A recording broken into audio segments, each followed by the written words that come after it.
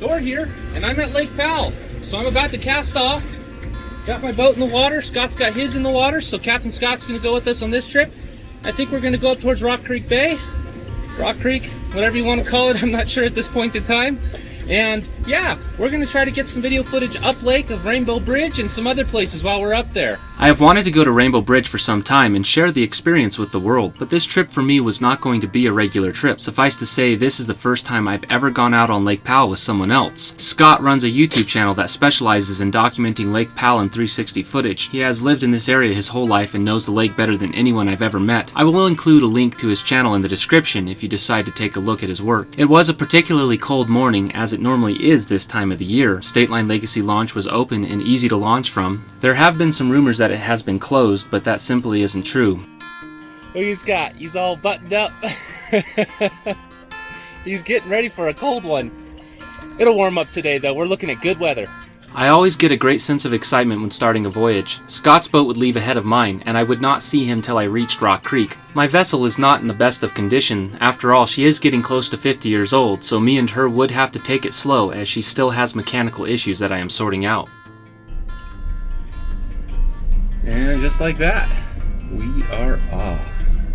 Scott's journey to Rock Creek would only take a couple of hours, but mine was going to take about 7. My average speed was 5 to 7 miles per hour, and this was done intentionally to not destroy the engine, but also to save on fuel. Wildway Bay always looks amazing in the morning. The contrast of colors, silhouettes, and lighting is truly inspiring. Only the occasional breeze was pleasant, like a great beast sleeping. It should be known that this time last year the weather was quite calm comparatively. There have been many rain and snowstorms this year which almost always bring wind with them. It has been a fascinating year for weather. Weather patterns like this started to re-emerge for the first time in 15 years as of last year, but this year we have had everything in full force. I will leave it to you to speculate on what that means for the future. On some interesting news, Wildway Launch appears to be having some work done. I've yet to ascertain the details as to what this work is, but my best guess is the ramp is being extended so that it will be usable when the water comes back up. The communities of Lake Powell are bracing for a busy year this year, as many of the rumors of Lake Powell is dry are they themselves drying up, and many people are planning to enjoy the wonderful recreational conditions that are currently present and expected to get better in the near future. There are definitely some fish here. Oh, lots of fish. Right next to the marina. Going through the Narrows. Navigation hazards in the Narrows and the main channel are minimal. The buoys have been adjusted, so following them should keep most boaters out of trouble in the main channel. However, in the bays, navigation hazards are present as they have always been and always will be. I always advise going slow in the bays since the navigation hazards change with the water level.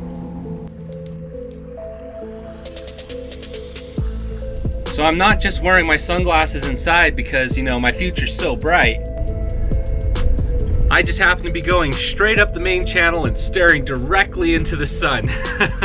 It is not likely that enough water will fill Lake Powell this year to open the cut into Warm Creek Bay, so like last year, the main channel will be the only way for Southsiders to travel up lake. It is important to note that the main channel can get particularly rough, especially as surf boats and larger vessels create large wakes inside the main channel.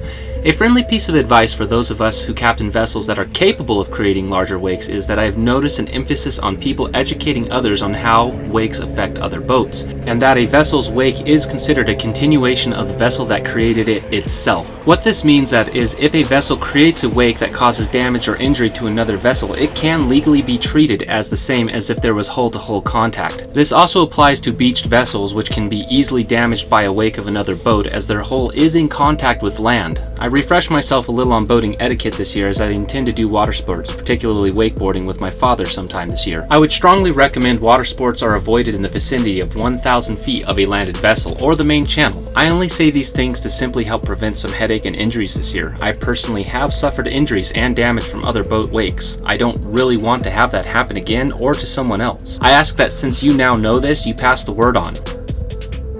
So this used to be my old milestone right here.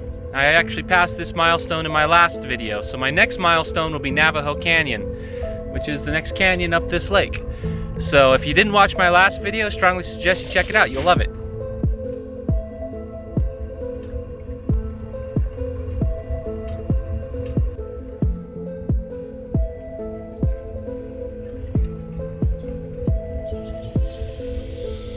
Antelope Marina is the last chance to grab fuel as Dangling Rope is still gone, and as far as I've been able to ascertain, not coming back this year. There have been rumors of a fuel station being put back in, but I've yet to witness anything substantial. I have yet to be able to confirm that boats will be able to launch and retrieve at Antelope this year either.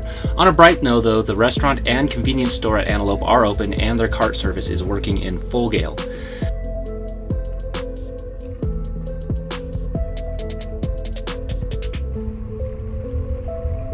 There's the biggest houseboats on the lake right there.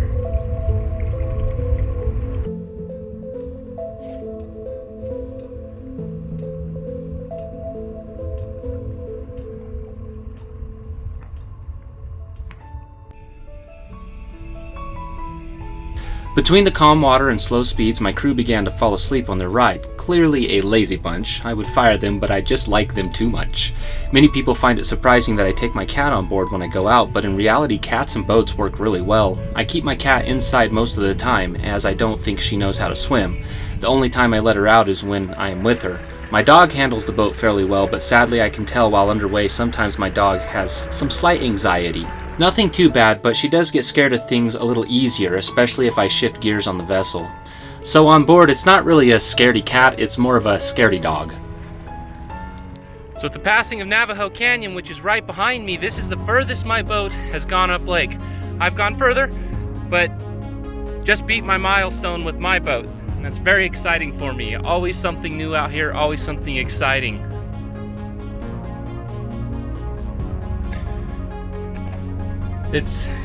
It's always weird passing a milestone. It took a long time to get to where I'm at. It took about, I think it was a little over a month, 2 months almost, before I finally got out again since I went to Navajo Canyon. It's been way too long.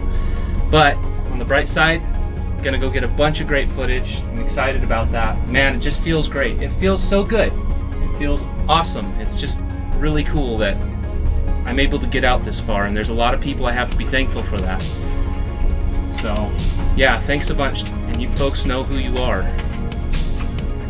Quick moment of your time. If you like this kind of content and want to help support me so I can make more content like this, definitely check me out on an app called Patreon. I'll include a link in the description. Unfortunately, YouTube doesn't pay the bills. I do still have to work a job and do all this on top of it. This video here took me 16 hours to edit, so suffice to say, I do put a lot of work into this, and I definitely appreciate any support you might be willing to give. Enjoy the rest of the video. The rest of the trip to Rock Creek lasted for quite some time.